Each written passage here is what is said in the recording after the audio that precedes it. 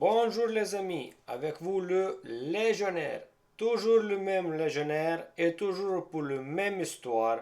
C'est de faire le cours des vidéos, le chaîne des vidéos sur la stratégie simplifiée au maximum au poker. Le thème d'aujourd'hui, c'est le jeu au turn. Je vous avais dit, ça sera le dernier thème, le post-flop, comment on joue au turn. Surtout que le jeu au turn, ça va se composer principalement de second barrel. Quand est-ce qu'on bet le second barrel, le deuxième mise, et quand est-ce qu'on commence à checker. Et justement, c'est aujourd'hui, on va en discuter de ça. Toujours maximum simplifié, beaucoup de logique pour appliquer ça facilement sur la table. Donc, petite intro et on commence. Salut les gars, s'il vous plaît, abonnez-vous à ma chaîne car vous êtes nombreux de la regarder sans s'abonner. Please, abonnez-vous, likez, partagez, commentez et devenons ensemble des pros de poker, des high stakes pros du lendemain. Restez avec les jeunes, continuons ce chemin ensemble. Merci. Ok, donc, jeu au turn. Qu'est-ce que nous allons voir dans le partie du jeu au turn? Comment on joue in position? Donc, quand je dis in position, automatiquement, ça va être second barrel ou check back. Et un tout petit peu out of position. Le questionnaire. Pourquoi le questionnaire? Car en fait, out of position, réellement quand on est hors de position, il n'y en a pas réellement de simplification parce qu'il y en a plein de paramètres qui rentrent en jeu à ce moment-là. Là, c'est plus possible de faciliter les choses. Je vous donne maximum où on peut faciliter. Par la suite, c'est le travail. Le travail, les analyses et ensuite de suite. Et le questionnaire, ça va vous donner une petite idée qu'est-ce que vous devrez faire dans telle ou telle situation. Donc, imposition. Dans l'imposition, on a fait déjà open raise. On a fait continuation bet à 100% de temps de 33% de pot. Ça, on a vu dans le cours précédent qu'au flop, on bet qu'on est in position à 100% de temps, 33% de pot. Maintenant, adversaire en big blind, il colle. Eh bien, qu'est-ce qu'on fait maintenant? In position. Et avant de commencer, on doit se poser quelques questions.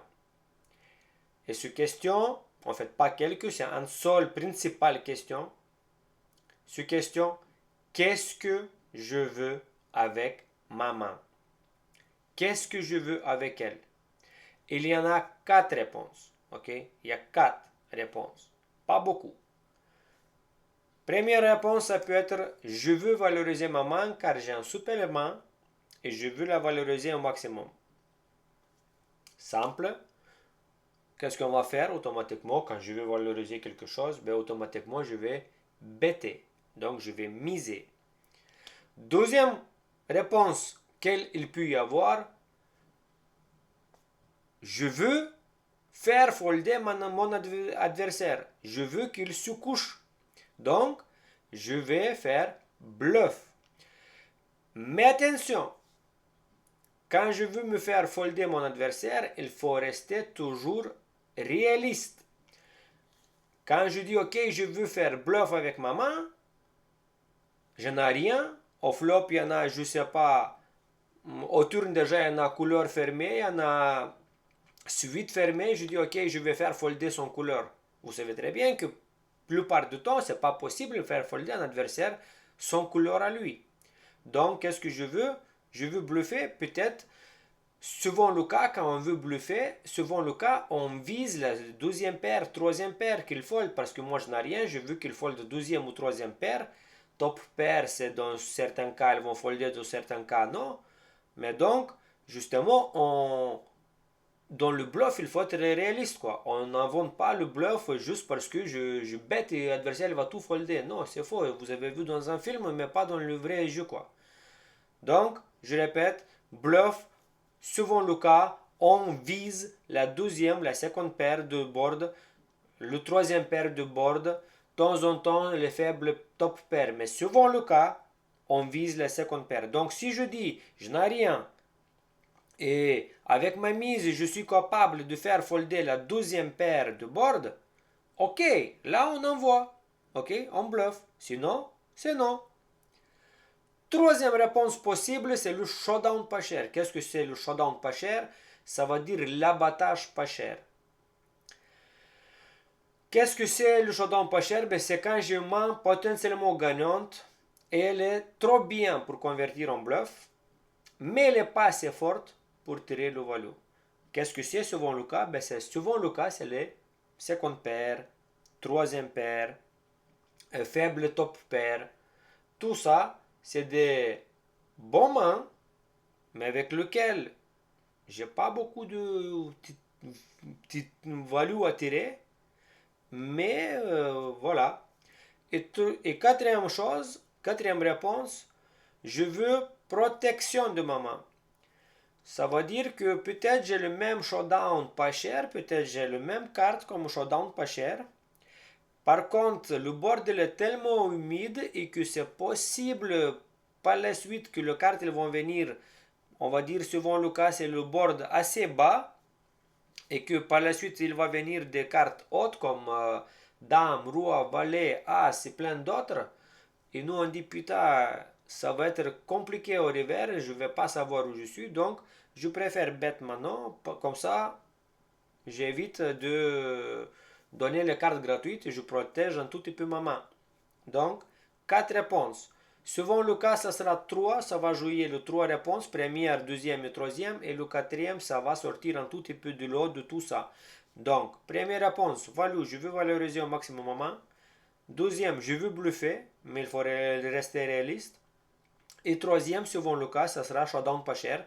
J'ai le abattage, j'ai une paire, mais elle n'est pas trop bonne pour bluffer, elle n'est pas trop bonne pour valoriser, mais elle est trop bonne, trop bien pour la convertir en bluff. Et ensuite, bon, showdown, le protection, c'est de temps en temps. Ok? Donc, comme je disais, value, qu'est-ce que c'est value? À partir de quand on peut dire que nous sommes en value? Valorisation de la main. Souvent le cas, c'est à partir de la top paire, très forte top paire, avec un kicker 10 et plus. Ok? Et bien évidemment, au-delà de top paire, double paire, brillant, ainsi de suite. À condition que, bien évidemment, notre deux paires, ils n'ont pas le plus bas de board et quand il y en a des flash draw qui fermaient, street draw qui fermaient, plein de choses qui fermaient, donc là, peut-être notre deux paires, c'est plus le top, top de top. Mais, globalement, on considère que notre top paire, kicker 10 et plus, à partir de là, on dit on part sur le turn pour le deuxième barrel valeur. Donc, si on va prendre quand j'ai un valet 10, au bord il y en a 5 de valets, je bête, un adversaire call, il y en a, je sais pas, un 8 qui tombe, ben je peux tranquillement bêter encore avec mon valet 10 pour encore valeur. Ok, en même temps, s'il y en a de flash draw, en même temps, ça sera un tout petit peu protect de ma valet 10 parce que c'est 10, valet 10, ça sera le milieu du kicker. Valet As, ben, c'est top de top. Ok, là, on peut bêter tranquillement avec les yeux fermés pour deuxième barrel value. Bluff. Donc, bluff, il y en a deux catégories de bluff. Le pur bluff, quand je n'ai rien de tout. En fait, je suis à sec, j'ai rien de tout, rien de tout. Et le deuxième, c'est quand j'ai un draw. Ça veut dire quand j'ai un tirage. Tirage couleur, tirage quinte. De temps en temps, good shot. Ok, good shot, c'est le tirage par le ventre. Donc, quand j'ai des draws, ça reste semi-bluff. Donc, bluff pur et le semi-bluff. Comment on les aborde, on va y voir tout à l'heure. Et troisième partie, showdown. Ok, showdown. CHD, c'est showdown. ou le protection, ben, selon le cas, comme je vous avais dit, c'est des second pair, le bottom pair, ben, c'est le troisième, quatrième, ainsi de suite, le plus bas pair, quoi. Et de temps en temps, bien évidemment, c'est les As high, et de temps en temps, bien évidemment, c'est le top pair faible qui carry moins de 10. C'est souvent le cas, ça sera showdown, on ne peut pas tirer beaucoup de value avec. Donc on va partir pour le showdown pas cher. Ok, donc, value. Quand est-ce qu'on barrel? Quand est-ce qu'on barrel? Donc, le value, quand je vais valoriser, on barrel toujours. On ne fait pas slow play. Souvent, le cas, les joueurs ils ont tendance à, je vais checker maintenant, je vais essayer de le trapper, comme ça, l'adversaire il va bêter, je vais le... Arrêtez. Arrêtez vos conneries. Si les adversaires veulent vous payer, ils vont vous payer si vous misez ou pas. D'accord? On est un man de value, on veut tirer maximum de value. Pour tirer maximum de value, il n'y en a pas 1000 solutions. Il y en a une seule et principale. Je mise, je bête. Ok? Je n'attends pas que l'adversaire il mise. Non, c'est à moi qui mise. Parce que si je check, ça se peut que l'adversaire il check et nous on a perdu la valeur. Et donc on ne veut pas perdre la valeur, on mise. Donc quelques peu de exemple pour le value. Qu'est-ce que c'est le value? Qu'est-ce que c'est le value? Ok. Je vous importe un tout petit peu des exemples pour le value. On raise avec paire de 8 pre-flop. Adversaire call. J'ai mon brillant de 8, c'est super. Je bête. Adversaire call. C'est super. Maintenant, je sais que tourne il arrive en 5 de carreau. Moi, je sais que mon adversaire, quand je bête pour valeur, principale chose, qu'est-ce qu'il y a moins bien que mes cartes à valeur vont payer. Donc ici, moins bien, qu'est-ce que ça va payer? As, il va me payer. En 10, il va me payer. Actuellement, peut-être en flash draw. As avec flash draw, c'est sûr qu'il me paye. Donc, je peux envoyer lourd et gros, comme j'avais fait. Regardez, j'envoie 8 blends, presque sur 9 blends, lourd et gros. Pourquoi? Parce que là, il me paye, 10 paye, flash draw avec As paye, plein de choses qui me payent. Je bête, je commence pas à check, je sais pas quoi, non. Je bête. Si mon adversaire ne paye pas, tant pis. S'il paye, tant mieux. Donc, ça, c'est le valeur. Deuxième partie, As-9, en As au board, ok, kicker 9, je bête, adversaire call. Maintenant, est-ce qu'il y a un As moins bien que le mien, il peut payer? Oui, As-8, As-7, As-6, As-2, As-4. Tous ces As, ils sont moins bien que le mien, elles vont payer encore selon le cas 1. Quelques rois, et surtout s'il y en a un roi avec des carreaux, ils vont payer toujours. Donc, je continue de barreler pour le valeur. Justement, c'est value bet. J'envoie encore lourd. Je tire le value jusqu'au moment que, voilà, même troisième barrel, j'envoie avec mon as. Juste parce que c'est le valeur. Ok? Pareil, as-roi. Le dame qui tombe. Je continuation bet, que stratégie obligatoire, comme on a vu. On bet avec tout et n'importe quoi en 33% de pot. Adversaire call. Un as, il arrive. Là, maintenant, qu'est-ce qu'il m'a emporté as? Il m'a amélioré ma main. Maintenant, j'ai le top pair, top kicker. Il y en a les dames toujours qui vont payer. Il y en a peut-être en 4 ou en 5 good shot qui vont payer, surtout s'il y en a des pics derrière. Tout ça, ça me paye. Je bête. Et je ramasse des jetons comme ceci. Ok? Et je ramasse des jetons comme ceci. Donc, valeur, on bête toujours pour le valeur. Deuxième chose, le bluff. Pour le bluff, comme je vous avais dit, il y en a différents bluffs. Bluff pur ou bluff semi-bluff quand nous avons des tirages. Il y en a 3 différents moments à barreler. Premier moment, c'est quand une carte améliore notre main davantage. Ok, il peut améliorer notre main en value comme on a vu tout à l'heure avec As-Roi, ou il peut améliorer par un tirage davantage. Deuxième moment, quand est-ce que je bête, c'est quand une overcard, il sort sur le board. Un overcard par rapport au flop. Et troisième moment, quand je bête pour le bluff, ben, ça sera quand une deuxième carte qui fait le pair par rapport au board. Deuxième paire. En gros, on va voir vite fait en pratique. La première partie, c'est quand on a dit, quand il y en a l'amélioration qui arrive. OK? Quand l'amélioration qui arrive,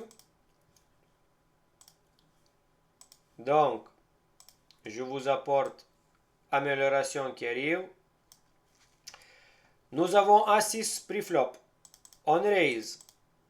Le board il s'ouvre comme tel. Déjà, nous avons un good shot, c'est pas mal. Board drovy, ok. Board assez haut. C'est tombe bien pile poil dans notre range. Je bête. De toute façon, je bête avec tout et n'importe quoi. 33% de pot. Adversaire call.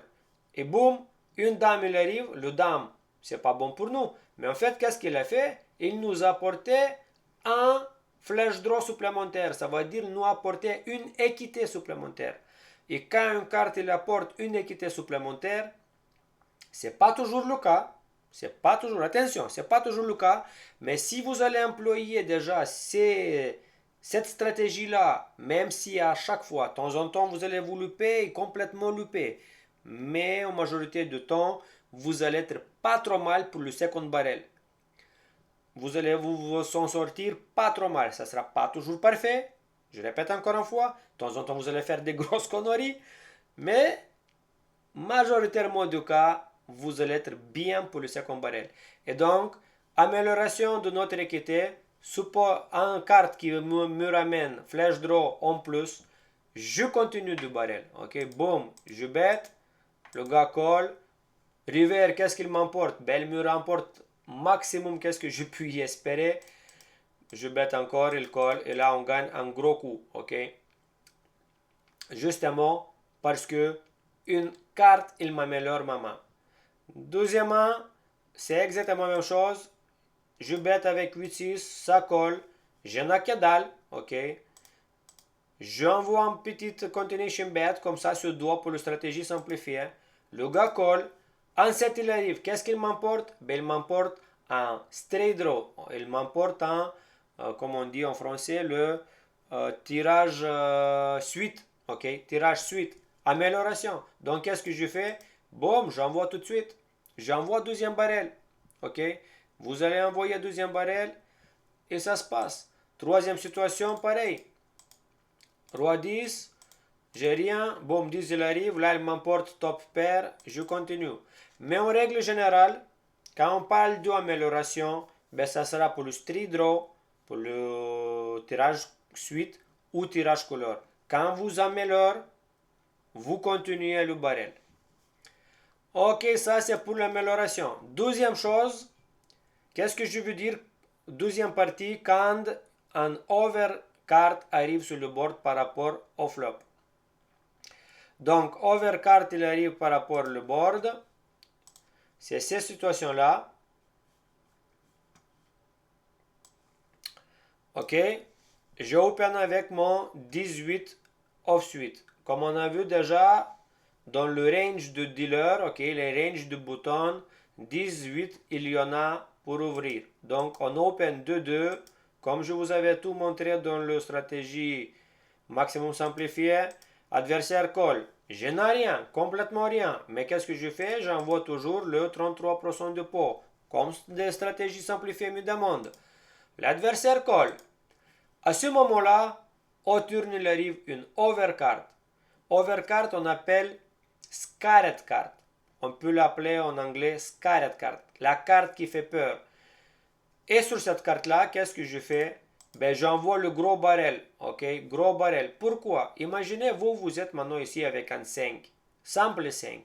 Ou un simple 3. Par exemple, vous avez, je sais pas, valet 3. Vous avez valet 3. Qu'est-ce que vous faites maintenant avec son valet 3? Eh bien, vous la foldez. Ok, parce que c'est 3, ça vous fait peur. Déjà le 7, ça vous fait peur. Déjà le 5, ça vous fait peur. Et le roi, c'est davantage vous fait peur. Et là, ça arrive encore un gros barrel. Ben, vous la foldez avec les yeux fermés, votre 3, votre 5. Et comme je vous avais dit, notre objectif, c'est de éliminer, suivant le cas, la seconde paire la troisième paire. Je ne veux pas éliminer le 7 à ce moment-là. Le 7, je sais que l'adversaire, suivant le cas, avec son 7, il va me payer. Mais le 3 et le 5, oui. Le 4, je ne sais pas, quelques 4 valets par exemple. 4 valets, il a 4 valets. Valet, il me bat avec mon 10, ok? Mon 10, il me bat valet. Je veux éliminer cette valet, donc 4 valets, je l'élimine. Si maintenant je check, ben il réalise et son valet, il va me battre. Ce n'est pas mon objectif. Donc, mon objectif d'éliminer les cartes, je bluffe, éliminer les cartes qui me battent. Carte réaliste, le valet, je veux éliminer. La dame, je veux éliminer. Un as, je veux éliminer. Tout ça, je veux éliminer parce que ça me bat. En plus, qu'est-ce que je peux éliminer? Le paire de 3, le paire de 5. Je peux éliminer. Donc, je barrel sur un scarred card. Overcard par rapport au pot. Ok? Je bête, adversaire call. Le 10, il arrive. Je bête encore pour le value sur le 7. Mais ce n'est pas la question du jour. Ensuite, à 6, c'est exactement la même chose. Adversaire call, je n'ai rien. Je fais mon continuation bet de 33%. Adversaire call. Encore une fois scarred card. Supérieur au pot. Qu'est-ce que je fais? Mon objectif éliminer un 8. Mon objectif éliminer un 4. Mon objectif à ce moment-là éliminer par exemple valet, peut-être valet je sais pas quoi. Mais comme j'ai un as, déjà pas beaucoup de cartes qui sont supérieures à la mienne, donc je vais éliminer surtout un 8 et un 4. Donc j'envoie encore une fois gros barrel, adversaire fold, on gagne le coup. Ok? Scarred card, boum, boum. As-roi, pareil, exactement pareil, je bet petit, adversaire call, 10 il arrive, 10 par rapport au board overcard, scarred card, j'envoie barrel. Ok? Il n'y a pas d'histoire. Overcard par rapport au board, boum, 12e barrel. Ok, le sizing, quel sizing on va faire? On va voir ça tout à l'heure. Et le troisième partie, quand est-ce que je bluffe encore? Donc on a vu, première partie, quand je bluffe, quand est-ce que je décide à envoyer 12e barrel pour le bluff?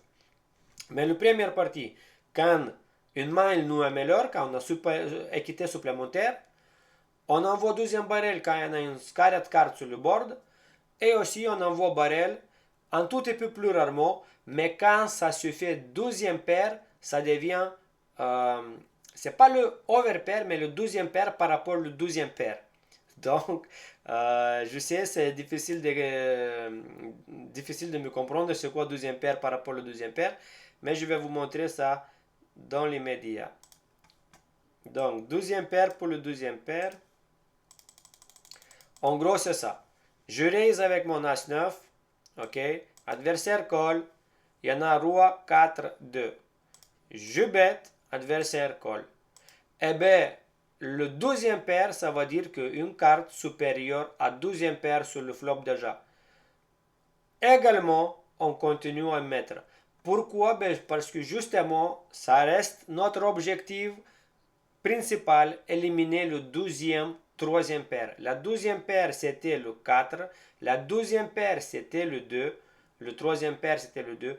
Et notre objectif d'éliminer ces cartes-là. Ok? De temps en temps, si on n'a pas d'as, par exemple, je vais dire que j'ai un valet 9 ici. C'est exactement la même chose. Je bête 12e barrel avec mon valet 9 parce que je veux éliminer cette 4, cette 2. Et aussi avec valet 9, je veux éliminer les dames, les as, qui me dérangent aussi, qui me battent. Donc tout ça, je vais éliminer. C'est pourquoi je bête 12e barrel. Je bête. Le gars, ici, il a collé. Là, on va checker. On a perdu le coup contre paire de 7. Ok, mais c'est ça qu'est-ce qu'on a voulu éliminer réellement. Même paire de 7, selon le cas, ici, il peut folder. Ok, il y aura des joueurs qui vont folder leur paire de 7. Bon, dans ce cas-là, le joueur, s'il réfléchit, il sait très bien que je peux avoir pas mal de flash draw, street draw. Pas street draw, mais souvent le cas, flash draw. Donc, il va coller, ok. Mais en règle générale, il y a beaucoup de joueurs qui vont folder ça. Ok, pareil, deuxième histoire, As-4, je open, ça colle.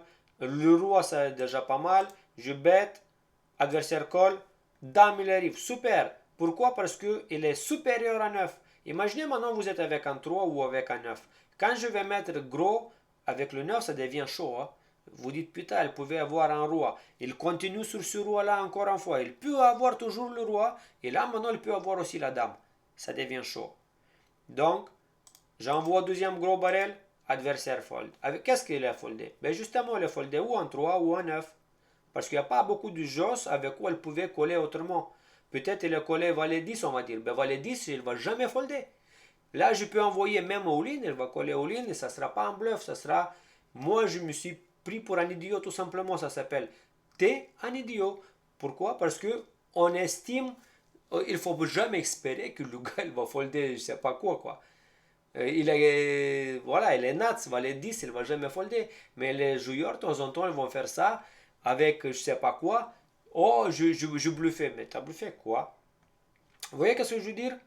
Et souvent le cas, qu'est-ce que les joueurs non expérimentés font? Qu'ils convertissent leur faible paire ils misent sans savoir pourquoi ils misent. Ils misent juste pour miser. Il faut toujours avoir une réflexion. Pourquoi je mise? Je veux value, je veux bluff ou je veux showdown pas cher. Si je dis value, mais qui va me payer moins bien? Il faut toujours trouver qu'est-ce qui va vous payer moins bien. S'il n'y a rien qui paye moins bien, alors ça ne sert à rien de miser. Vous allez au showdown pas cher. Donc, ici le barrel, on continue sur le barrel. Dame valet, même histoire, as, ok, ça fait peur. Je barrel, en 8, il arrive, adversaire check, boum, j'envoie encore un barrel, adversaire fold. Ok, tout simplement, c'est carte supérieure à la flop, pas carte supérieure, mais pour faire 12e paire supérieure, donc en 5, en 2, ça le fait folder. Ok, déjà en as, ça le fait peur, maintenant en 5, en 2, en plus en 8, ça le fait peur. Ok, donc en gros, c'est ça, trois moments principaux quand est-ce qu'on bluffe, quand on a complètement rien. Ça, c'est la première partie quand on est totalement rien dans la main. On part pour un bluff et donc trois moments.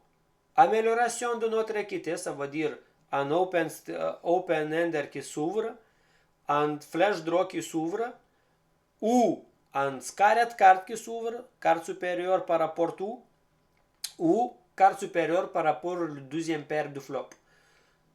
C'est ces moments-là, les trois moments, amélioration, overpair, deuxième overpair qui s'ouvre, on envoie deuxième barrel, value, deuxième barrel bluff complètement à l'aveugle, ok, avec n'importe quelle main,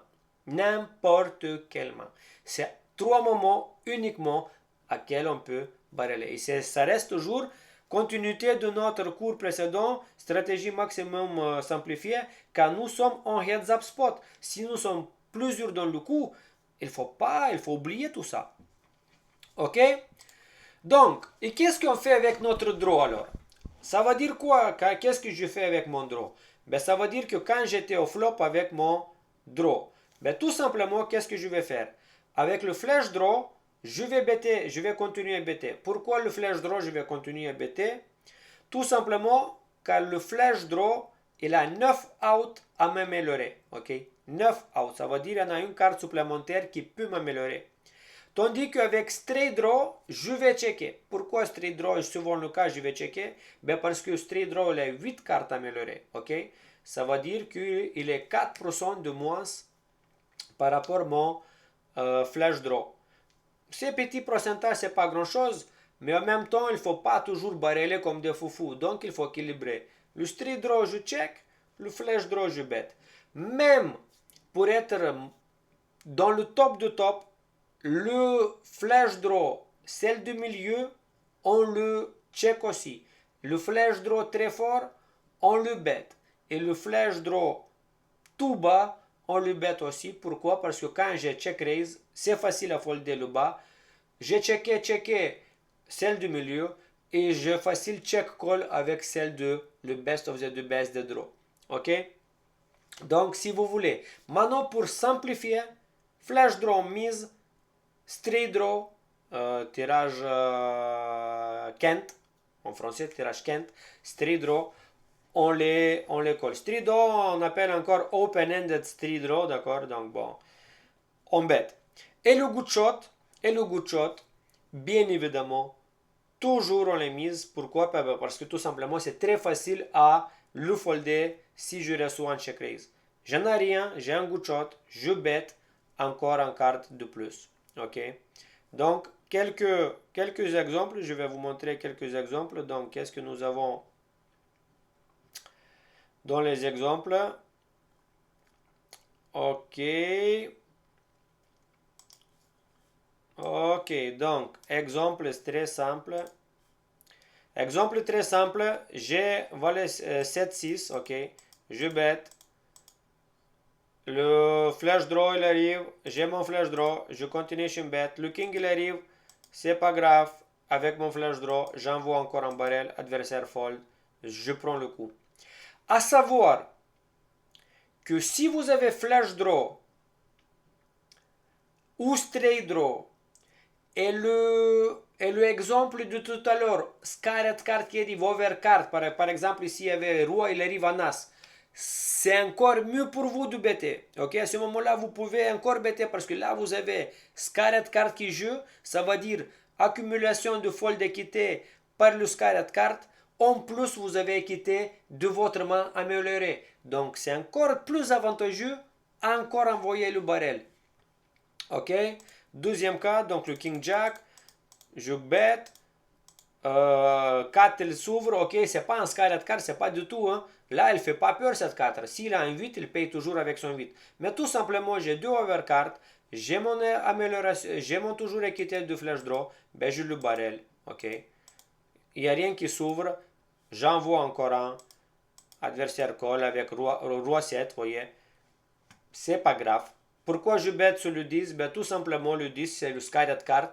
Il y en a deux draws qui n'ont pas fermé, par exemple. Il y en a un 5 qui n'a pas fermé, un 6 qui n'a pas fermé. Il y en a deux cœurs qui n'ont pas joué. De temps en temps, un 7, il va folder. Le 3, il va folder. Le 4, il va folder. Tout ça, j'ai besoin de folder, donc j'envoie encore un.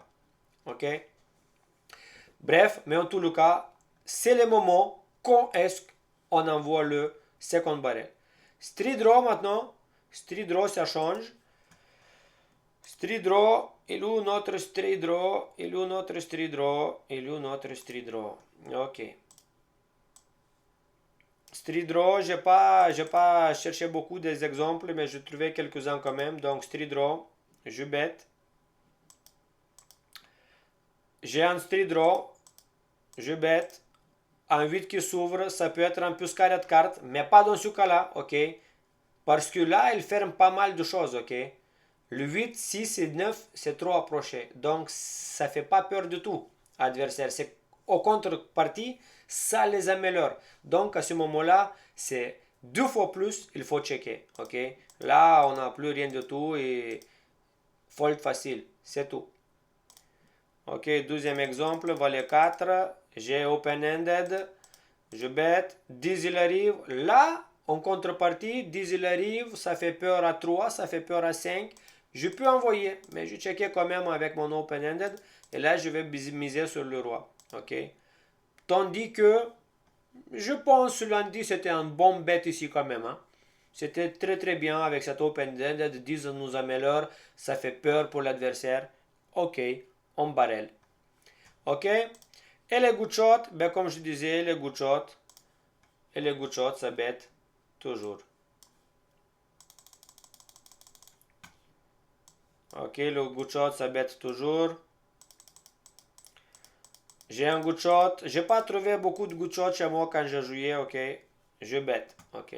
Il n'y a pas énormément de good shots, mais good shot, souvent le cas, on le bête tout simplement parce qu'il y a un good shot. Maintenant, si vous ne le sentez pas, vous pouvez checker. Il n'y a rien qui vous oblige à rien du tout. C'est des conseils que je vous donne pour gagner dans des micro-limites. Ok? Et ces trucs-là, pour gagner un micro-limite, ça fonctionne très bien. Les joueurs vont vous dire top règle, ils vont vous dire il ne faut pas bluffer les fiches parce que le fiche il fold jamais rien. Bien évidemment que le fiche il fold. Les fiches, il ne vont pas folder un as ici. Ça, c'est sûr. Le as, il ne faut pas espérer le faire folder. Le roi, il ne faut pas espérer le faire folder. Mais un 8 ou un 6 maintenant, c'est sûr qu'il va folder un fiche. Ok? Le 8 et un 6, il commence à avoir peur parce qu'il a peur as, il a peur roi, il a peur d'autres choses. Si le flash draw il se ferme, il a peur du flash draw. Le fiche, il a peur des flash draw. Tandis que normalement, en règle, il n'a pas peur autant que ça, le flash draw. Le draw, il s'est fermé. Le fiche, il tremble déjà. Putain, le fiche il ne réfléchit pas au range du gars. Est-ce qu'il a beaucoup de flash draw là-bas ou pas? Ok, les fiches, qu'est-ce qu'ils pensent? À quoi ils pensent? Ils pensent juste à sa carte. Et quand elles voient les cartes mieux que sur le board trop peureux, les fiches. Ils n'ont pas peureux quand elles ont super hand, mais ils perdent la tête complètement. Mais sinon, elles ont peureux les fiches. Les règles, en fait, tellement le jeu haute limite qu'il oublie ça. Les fiches, ils foldent. Les fiches, ils foldent. Les fiches, il ne va pas folder jamais son top pair. Oui, les as. Il a as 3, il ne va jamais le folder. Ça, c'est sûr. C'est pourquoi sur les as, on ne fait pas jamais 3 barrels versus fiche. Parce qu'il ne va pas folder un as. Par contre, il va folder tout ce qui est plus bas. Donc, c'est ça les barrels. Ok. On arrive maintenant qu'on a barrelé avec pour value, pour bluff. Et maintenant, on barrel avec humain qui a besoin de protection.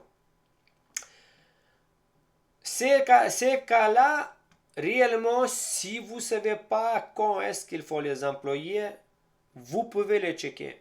Il n'y a pas de mal. Vous pouvez les checker. Mais vous pouvez les barreler aussi. Je vais vous présenter le cas quand est-ce qu'on barrel et quand est-ce qu'on barrel pas justement showdown. Donc, je mets pour le protection, ok? Je mets pour le protection. Attendez, je reviens en arrière. J'ai le hand dame 9. Je bête. J'ai le second pair. On envoie comme d'habitude, on a vu peu importe qu'est-ce qu'on a dans la main, on envoie le continuation bet de 33% de pot. On l'envoie. Très bien. Le king il s'ouvre. J'ai ma 9, ok? J'ai ma 9. Je peux la checker. Je peux la bêter. Comment choisir est-ce que je la check ou je la bête? Quand je bête, si on va poser la même question, qu'est-ce que je veux avec cette main-là maintenant? Qu'est-ce que je veux avec cette main-là? Est-ce que je veux de valeur?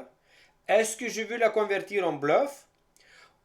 Ou est-ce que je veux showdown pas cher? Ça peut être showdown pas cher parce qu'il n'y a pas beaucoup sur quoi tirer value. Mais en même temps, cette main-là, elle est potentiellement encore bonne et aussi fragile. À ce moment-là, je décide de la bêter. Pourquoi? Mon kicker dame, ça me fait quand même une main potentiellement forte. Pourquoi? Parce que s'il y en a un 9 qui me paye, il y aura valet 9, 19, 9, 8, 9, 7. Tous ces mains-là, il peut me payer encore une fois et je tire le valeur avec ma meilleure 9 sur quelque chose. En même temps, je tire le valeur sur le flash draw avec ma 9. Et en même temps, je protège ma 9. Je ne donne pas gratuitement à le réaliser pour son flash draw. Ok? Donc à ce moment-là, je décide de bêter encore une fois quand j'estime que ma main, il est toujours besoin de protection, mais aussi on peut rentabiliser encore avec elle. Donc, je bête.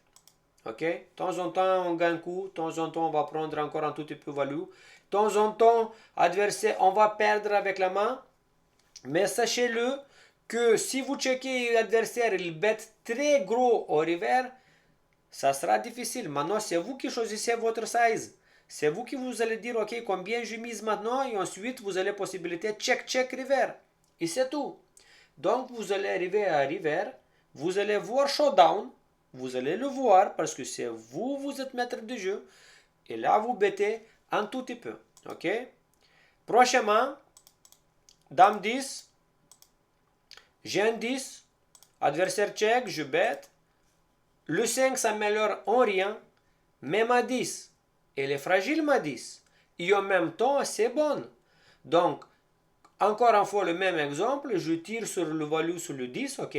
Par exemple, le 10 valet, 19, 17, 16, tous ces 10, ils me payent encore une seule fois. Ensuite, je protège ma main, je tire le value en même temps sur le flash draw. Le flash draw, ils vont payer. Le 2 carreaux, ils vont le payer. Le valet 9 maintenant. Ou ou je ne sais pas, valet 9 suivant le cas, ou 9-7, il va payer le street draw encore une fois. Vous voyez? Donc avec cette main-là, vous la protégez, parce que vous ne donnez pas gratuitement une carte à sérialiser ce gars-là, parce que si vous checkez un carreau les rives, il mise gros, qu'est-ce que vous faites avec votre 10? Là, vous êtes mal. Hein? Donc on bête, et comme ça on prend le coup dans la main. Donc je bête, adversaire fold. Maintenant imaginez, adversaire call, carreau il arrive, adversaire check, je check, il est carreau, il n'a rien gagné. Moi je tirais maximum value de chez lui, et voilà. Sinon le carreau il arrive, il mise gros, là je sais qu'il a un carreau. Sinon l'adversaire passif qui était passif, dans un coup il a changé l'attitude, il est devenu même pas la peine agressif. Voilà, je sais où je suis, j'ai appris où je suis, le carte ça lui donnait un avantage, c'est tout. Mais je tirais maximum value. Maximum value et en même temps je protégeais ma deuxième paire. Donc pareil dame 9, G9, regardez combien de possibilités il y en a encore une fois à tirer le value et en même temps de la protéger.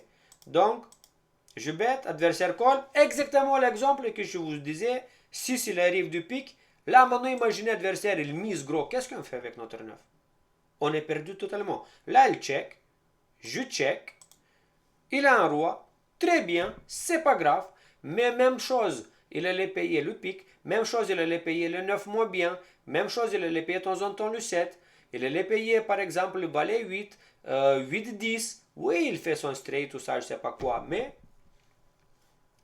c'est comme ça qu'on protège notre main et en même temps on arrive à showdown pas cher. Pourquoi je dis pas cher? Parce qu'on minimise le coût du showdown. Parce que si l'adversaire il bête gros au river, ben, il devient showdown plus cher que par rapport à nous, qu'est-ce qu'on allait investir. Voilà. Et ensuite, le dernier exemple, quand est-ce qu'on n'a pas besoin de checker? Donc, avec le showdown, quand j'ai pas besoin de protect, pas besoin de rien de tout, ben je check. Donc, on voit un tout petit peu le dernier exemple pour le showdown. Ok. Pocket 10, belle carte, super, nickel. Je bête, adversaire call, Anas il arrive. Est-ce que j'ai besoin de bêter maintenant ici? Ben justement, j'ai pas besoin de protect de ma main. Il n'y a pas énormément de draw. Le dame 10, 18 qui fait le flash draw, flash draw, straight draw, je le bloque avec ma paire de 10. Donc il n'y en a plus de 18, il n'y en a plus de dame 10. L'as, si l'adversaire avait As-3, 9-3, elle ne va jamais folder. Donc j'ai plus besoin de tirer value ici. Il n'y a rien de tout qui me paye moins bien. Vous voyez? Là c'est est-ce que quelque chose, il me paye moins bien. Valet, il me bat. As, il me bat. 9, il va folder. Pourquoi va folder le 9 quand déjà je suis gagnant contre le 9? Vous voyez? C'est là l'adversaire, beaucoup de faibles joueurs qui font erreur. Ils misent, ils disent ah mais j'ai éliminé le 9. Mais pourquoi tu as besoin d'éliminer le 9? Le 9 déjà tu le gagnes. Donc, je check, adversaire check, 10 il arrive, il mise, je colle et je gagne. Regardez avec quoi il misait avec un 3. Donc quand elle est misée avec le 3, au river, pareil, je le colle. Parce que je sais que cet adversaire il aura pas mal de bêtes avec le 9, pas mal de bêtes avec le 3. À votre avis, c'est logique de miser ici avec un 3 ou pas logique? Eh bien, c'est ça le faible joueur, qu'est-ce qu'ils font? Est-ce que ce adversaire-là, il avait un showdown? Bien sûr, il avait showdown. Par exemple, si j'avais par exemple ici, je sais pas, une paire de 2, je check également. Je check également, j'ai showdown. Lui, il gagne ma paire de 2 avec son paire de 3. Check, check, river. Coup le fini, il a gagné. Mais quand il mise, il espère quoi? Éliminer un as? Est-ce que je vais folder un as? Il espère éliminer un 9? Est-ce que je vais folder un 9? Si j'ai roi dame dans la main, il espère éliminer roi dame? Jamais. Donc, qu'est-ce qui, en misant all-in là, maintenant, regardez, on retourne un tout petit peu en arrière. Quand il mise son all-in, qu'est-ce qu'il espère éliminer ce joueur-là? Quelle main il veut que je fold? Un as, je vais jamais folder, vrai ou faux? Paire d'as, je le colle. Parce que je check river, boum. Voyez, donc, C'est là où il arrive les faibles joueurs, qu'il fait des bêtises sans savoir pourquoi. Il est misé ici sans savoir pourquoi. Il n'a pas défini son cible, quelle main il veut éliminer. Si maintenant il allait dire, ok, je veux éliminer un 9, très bien. Mais il peut éliminer un 9 ici en misant 5 blindes et pas 14. Il met 5 blindes ici, un 9, il va folder. Ok? Donc, quand on a décidé, on a choisi notre cible, c'est quoi notre cible? Quelle main je veux faire folder? À ce moment-là, par rapport à cette main-là, on apprécie aussi le sizing. Combien je vais mettre? Est-ce que je suis obligé de mettre mon all-in ou je suis obligé, ou par exemple 4 blends ou 5 blends, ça ira très bien. Il met 4 blends, il garde encore 10 blends au cas où derrière lui pour mettre all-in par la suite, push or fold. Et la possibilité d'éliminer le 9, le paire de 8, le paire de 7, le paire de 6, le paire de 5, le paire de 4, tous ces paires qui le bat avec moindre coût que ça. Par contre, quand il met all-in, il va éliminer tous ces jeux-là également. Je suis sûr. Oui, ils vont les folder. Mais quand il aura un call, et il aura un call, regardez le coup, il aura un call, il est perdant. Vous voyez comment on jongle entre qu'est-ce que je veux? Je veux bluff? Ok. Mais sur quelle main je veux bluff? Quand je sais quelle main je veux éliminer, je vais savoir combien je dois miser. Et je ne vais pas faire de folie à la con. Mais tout ça, c'est une réflexion à prendre en continuité. Du début jusqu'à la main de la main. Ok, dame 9, pareil. Je open. A 9 au board. Continuation bet. En 6, il arrive. Qu'est-ce que je veux? Je veux protect, je veux value. Je peux encore tirer value. Mais regardez maintenant, s'il avait un 8, souvent le cas, il double. Là, elle ferme plein de draws, ok? Plein de draws qui fermaient. Le valet, il me paye. Il n'y a pas beaucoup de moi bien qui me paye. Il n'y a pas énormément. C'est pourquoi là, maintenant, je vais au showdown pas cher, je check. Dame, il arrive, il check. Dame, il arrive, je mise encore. Regardez combien je mise. Tout petit. Pourquoi je mise tout petit? Ben, je veux qu'un 8 il paye ou un 9 il paye. De temps en temps, valet, il me colle avec un 9. Voyez? Je pouvais miser sur le turn, mais si je mise river, là, le 9, il va folder. Mais maintenant, comme je checkais le turn, il va me payer au river. Et là, comme ça, je cherche le valoriser ma main au maximum. En choisissant un sizing ciblé. Pour qui je veux tirer? C'était un 8, c'était un 9. Donc, sur ces mains-là, je sais qu'ils ne vont pas payer cher. Toujours avoir le cible. Pas faire de folie. Cibler. Qu'est-ce que je veux et sur quelle catégorie de main je veux. 8-7, je bête. En 7, il arrive. Est-ce que je veux tirer encore value? Là, il y a plein de choses qui s'est fermées. En plus, ma 7, elle est faible. Elle ne peut pas se permettre de tirer value avec un 7 mot bien. Ok, donc s'il y a un 7 qui me paye, il y aura le 7, 10, 7 valet, 7 dames. Donc, que du meilleur 7. Je check, il check, 9 il arrive, il mise gros, et j'abandonne le coup. Fini. Parce que première chose, le flash draw s'est fermé, c'est très dangereux. Straight draw, il y a des straight draw qui s'est fermé. Il a le D9 dans sa main. C'est fini, j'ai perdu. Oui, je voulais voir showdown pas cher, je parie aussi. Tant pis, c'est pas grave. Mais au moins, je n'ai pas la converti au bluff stupidement. Parce que si je veux bet ici, je vais dire quoi? Je veux faire folder un couleur. Ben, couleur, il ne va jamais folder. Vous voyez qu'est-ce que je veux dire? Si je bête stupidement, est-ce que je suis sûr que le 9 il tombe? Non.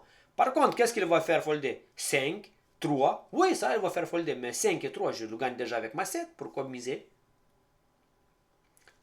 Vous voyez la logique? Donc, c'est ça la logique. À partir de là, vous savez avec quoi il me faut miser. Value, on le mise toujours. Bluff, il y a 3 catégories. Ok, quand est-ce que je mise? Value, bluff et showdown pas cher, je ralentis le coup, je check suivant le cas. Ok? Et toute cette question-là à poser en permanence. Qu'est-ce que je veux? Valeur, bluff. Si je veux bluff, qu'est-ce qui va moins bien? Non, valeur. Quelles cartes moins bien que les miennes ils vont payer? Bluff. Quelles cartes plus fortes que les miennes ils vont folder? Et le showdown pas cher, ben, est-ce que j'ai tiré le value ou est-ce que je veux convertir ma main en bluff? Si c'est non, c'est check. Et par rapport à nos cibles prédéfinies, on emploie le sizing. Les sizing, suivant le cas, en value et en bluff, quand c'est vrai value, ça sera le 75% de pot. Ok? Suivant le cas, au turn, on va mettre 75% de pot. Sauf si un draw il se ferme. Si j'ai par exemple As-10, il y en a un draw qui se ferme, je sais qu'il y en a plein de As encore moins bien qui peut me payer une fois. Peut-être 12e paire, il peut me payer encore une fois. À ce moment-là, je mets encore 50% de pot. J'arrive au showdown à ma prix prédéfini et pas à celle de l'adversaire. C'est lui qui doit réfléchir et c'est pas moi. Lui, quand on doit coller, c'est beaucoup plus difficile à prendre la décision que quand on doit miser. Ok? Donc, on le fait réfléchir. C'est lui qui doit coller et pas nous. C'est en collant, en réfléchissant, est-ce que je colle, est-ce que je colle pas, c'est là qu'on va faire des erreurs. Quand je mise, ben, je le dicte mes règles à moi. Ok? Et quand on se supplie à règles de quelqu'un, souvent le cas, on va faire les erreurs. Plus souvent que lui, c'est lui qui dicte les règles. Donc, quand il y en a des draws qui se ferment, à ce moment-là, on va faire 50% de pot et ça sera souvent le cas check-check au revers. Pour les cartes qui ont besoin de protection, on ne mise jamais au-delà de 50% de pot. Jamais au-delà. Parce que cette mise, c'est justement pour protéger les cartes, pas pour tirer maximum de value. Perdez pas la tête, les gars. Perdez pas la tête. Et maintenant, si le board il est vraiment pas trop drovy, pas trop machin, mais vous considérez que votre deuxième paire, elle peut tirer encore un tout petit peu de value sur quelque chose. À ce moment-là, pas plus de 33% de pot. Ok? Et ensuite, bien évidemment, check, check, reverse, c'est tout. Donc, qu'est-ce que nous avons vu aujourd'hui pour le sizing? Première chose, nous avons vu que quand on mise, on pose question pourquoi. Value, bluff, showdown. Value, je répète encore une fois, c'est quand il y a moins bien que mes mains, elles vont payer. Bluff, c'est quand les mains meilleures que les miennes, elles vont folder. Il faut les prédéfinir. Showdown, quand j'ai une bonne main, mais j'ai pas beaucoup de tiré value et je ne veux pas la convertir en bluff. Donc c'est check-check, showdown pas cher et on va pas trop cher à showdown. Donc, les sizing pour le bluff, c'est quand on bluff déjà. Rappel, on bluff quand on améliore la main. Ok, quand il y a une amélioration pour tirage couleur, tirage Kent. Quand il y en a overcard qui tombe sur le board. Ou quand il y en a overcard pour la 12e paire qui tombe sur le board. Quand notre objectif toujours principalement c'est le 12e, 3e paire à la faire folder. Ensuite, vous avez vu dans quelle catégorie on mise, comment on mise, vous avez vu des exemples. Vous connaissez maintenant le sizing, qu'en règle générale c'est 75% 12e barrière pour bluff. Pur bluff c'est 75, même 80. On envoie lourd, ok, pour faire folder justement des choses. Si on envoie petit, ben le jeu, souvent le cas, alcool, ah c'est pas cher. Mais quand on envoie lourd, ça fait un peu serrer les fesses, quoi, ça fait. Ok? Donc, c'est ça les objectifs. Quand il y en a des draws qui se ferment, ça fait peur même à nous. Donc à ce moment-là, on réduit le sizing à 50%. On envoie en gros, en petit.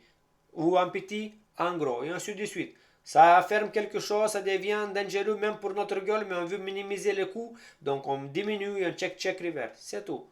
Et ensuite, même chose pour la protection. Protection, on ne met jamais beaucoup, c'est juste histoire protéger quoi. Ok pour le preflop quand nous sommes initial raiser et quand on continue en position. Maintenant, quand nous sommes en position. Souvent le cas quand nous sommes en position, c'était le check, parce qu'on a checké comme initial raiser, on check hors de position, ou on est en big blind, on a dev big blind, on check. Si l'adversaire derrière nous, il check, donc ça fait check, check, au flop. Sur le turn, nous devons poser beaucoup de questions. Là, il n'y a pas de simplification. Et ces questions, voici. Il y en a énormément.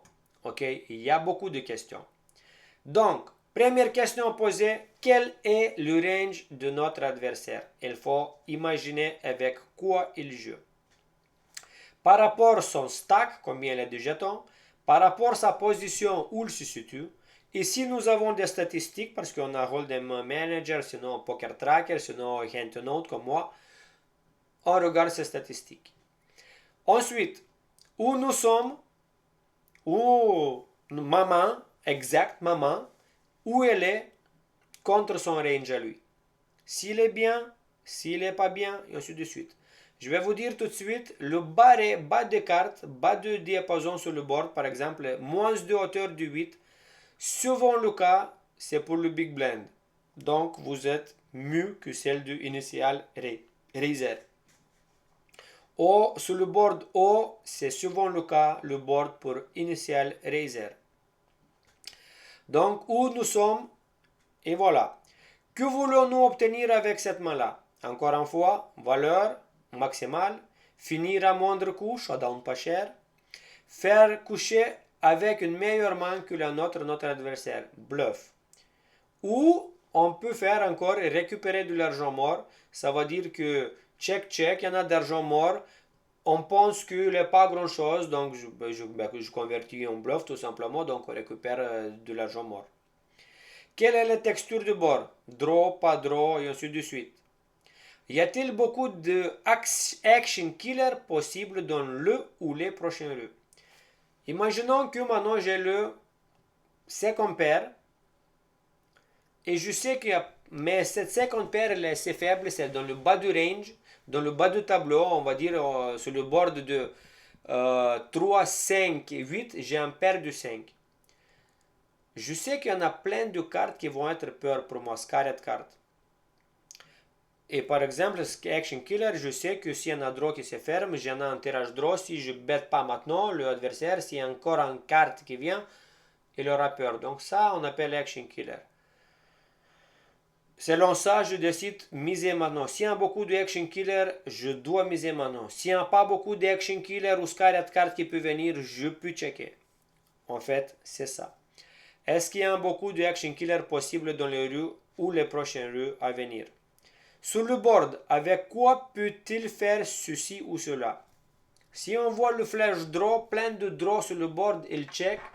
Ben souvent le gars n'a jamais brillant ou jamais des doubles paires. Pourquoi? Parce que sur le board qui a plein de flash draw adversaire, c'est sûr, souvent le cas, il va vouloir miser et gros. Justement pour protéger ces cartes-là. Il ne va jamais checker sur un tirage, par exemple 8, 9, 6, tirage couleur avec son brillant du 8. Jamais. Donc quand elle check, ça veut dire déjà elle nous montre qu'il est faible. Donc sur le board avec qui peut-il faire ceci ou cela? Par exemple, l'exemple du check. Quelles sont les tendances de nos adversaires? Ont-ils tendance à beaucoup de coller, à beaucoup de bluffer, etc., etc., etc. Et par rapport à cette tendance-là, nous devons adapter en conséquence. Ok?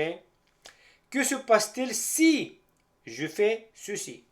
Il faut poser avant de miser, je dois dire ok, s'il me raise, je vais fold. S'il me colle, ben je vais faire comme ça au turn.